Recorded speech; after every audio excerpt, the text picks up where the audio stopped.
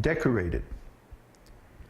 It is said that a person is great if he is decorated with the qualities of being very merciful toward the unfortunate, very powerful, superior, chivalrous, enthusiastic, expert, and truthful. These decorations were manifested in the character of Kṛṣṇa during his Govardhan Lila. At that time, the whole tract of land in Vrindavan was being disturbed by the rains sent by Indra, as described elsewhere. At first, Kṛṣṇa thought, "Let me retaliate against this vengeance of Indra by destroying his heavenly kingdom." But later on, when he thought of the insignificance of the King of Heaven, Kṛṣṇa changed his mind and felt merciful toward Indra. No one is able to tolerate the wrath of Kṛṣṇa. So instead of retaliating against Indra, he simply showed his compassion for his friends in Vrindavan by lifting the whole Govardhan hill to protect them. This is a wonderful story. Generally, the cowherd men used to offer a sacrifice to Kṛṣṇa. To Indra. So Kṛṣṇa requested his father, Nanda Maharaj, to offer the sacrifice to Govardhan Hill instead. Because he was saying, after all, Govardhan Hill is the one that actually supplies us with grasses and nice streams of water and so many other good things, herbs and caves and all kinds of nice things.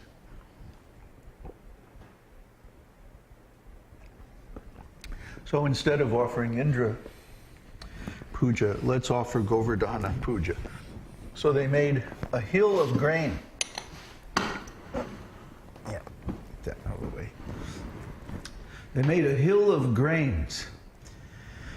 And then they decorated the cows very nicely and worshiped the cows and the hill. Like that. And devotees still do this today. We've seen that they'll take a whole bunch of grains, rice and dal and barley and oats and all kinds of grains and make a big hill of them. And if there are cows available, then they'll decorate the cows. You take the red mud, and you mix it on your hands and you make hand prints on the cows. They like this very much.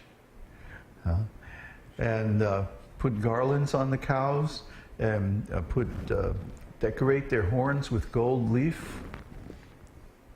You've seen this. It's very nice. So Govardhan Puja. But Indra didn't like this at all. So he didn't send just an ordinary rain cloud. He sent the Samvartaka cloud, which is used at the time of universal devastation.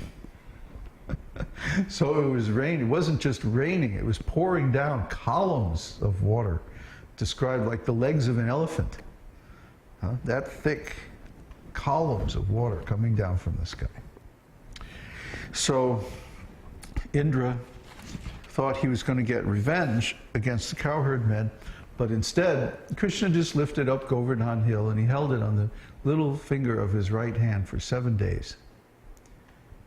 The whole time it was raining, pouring like that, but nothing affected the cowherd men and the gopis and the cows because they were under Kṛṣṇa's protection.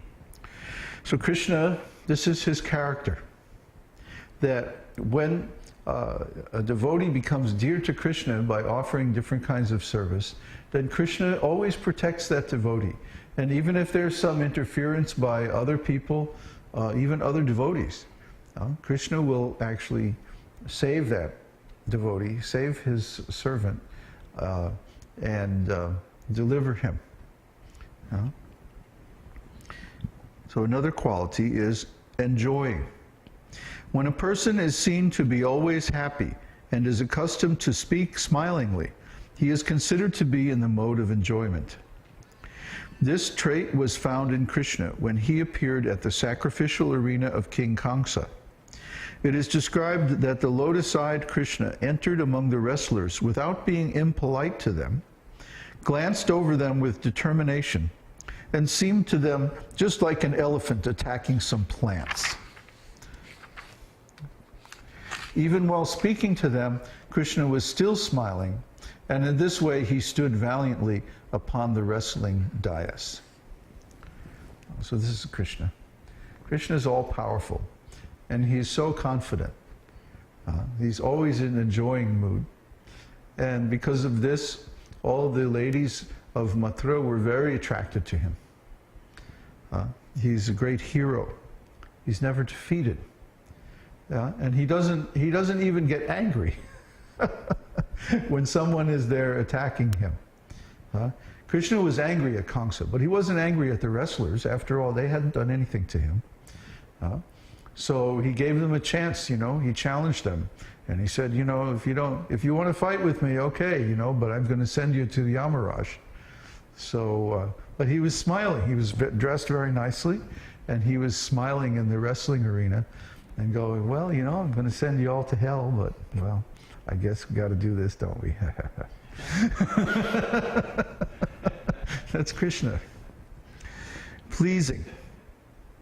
When one's characteristics are very sweet and desirable, his personality is called pleasing. An example of Kṛṣṇa's pleasing nature is thus described in Srimad Bhagavatam. One day, while Kṛṣṇa was awaiting the arrival of Srimati Radharani by the bank of the Jamuna, he began to make a garland of kadamba flowers. In the meantime, Srimati Radharani appeared there, and at that time, Murari, Kṛṣṇa, the enemy of Mura, glanced over Radharani very sweetly. So yeah, these all describe, this is, before we were describing like Kṛṣṇa's individual qualities, and now we're describing the characteristics of his personality, which is on a little bit higher level, that all of these qualities of Kṛṣṇa combine together, and he has a very pleasing effect on his devotees. That when Kṛṣṇa comes to us in response to our devotional service, then we become so pleased by his personal qualities that we forget about everything else. We just want to hang out with Kṛṣṇa and serve him and enjoy his company because Kṛṣṇa is so pleasing. That's really what the name Kṛṣṇa means. Kṛṣṇa means the highest pleasure, or the abode of everything enjoyable. I mean, he's the origin of all wonderful things. Everything enjoyable is coming from him. All the things that we cherish and enjoy and value, they're all coming from Kṛṣṇa. Kṛṣṇa is the source of all of them, and he has unlimited potency of enjoyment. So when we associate with Kṛṣṇa, it's always very pleasurable, very, very enjoyable. Just like this weekend on this festival that we had. We were chanting, it seemed like day and night, so many, almost 24 hours a day. And yet, even though our bodies were tired, that we never got tired of the chanting. And we just wanted to chant more and more and more, and we wish that our material bodies weren't such a limitation, so that we could serve Kṛṣṇa more, because the more we serve him, the more he reciprocates and the more transcendental pleasure we experience. So we can just imagine the condition of the residents of Vrindavan. They're so attached to Kṛṣṇa that any separation from Kṛṣṇa is just intolerable for them. So even though Kṛṣṇa is there in their hearts, they want to see Kṛṣṇa's form.